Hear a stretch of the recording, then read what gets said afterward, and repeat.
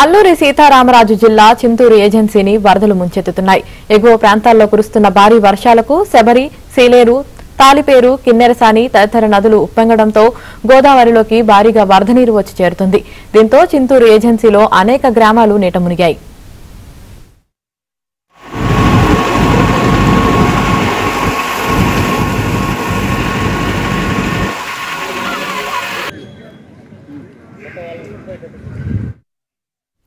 వాగులు, వంకలు పొంగి రహదారులపైకి చేరుకోవడంతో డివిజన్ మొత్తం జలదిగ్బంధంలో చిక్కుకుంది. ఏజెన్సీలోని గిరిజనులు వరద భయంతో ఎత్తైన ప్రదేశాలకు చేరుకొని గుడారాలు వేసుకుని కాలం వెల్లదీస్తున్నారు. అనేక మంది వరద బాధితులు పునరావాస కేంద్రాల్లో తలదాచుకుంటున్నారు. మరోవైపు ప్రభుత్వం నిత్యావసర సరుకులు, ఆహార పదార్థాలు పంపిణీ చేస్తున్నా అవి తమకు ఏమాత్రం సరిపోవటం లేదని ఆవేదన వ్యక్తం చేస్తున్నారు. సాధ్యమైనంత త్వరగా తమకు పోలవరం పరిహారం అందజేసి తమను మరో ప్రాంతానికి తరలించేందుకు ప్రభుత్వం చర్యలు చేపట్టాలని కోరుతున్నారు.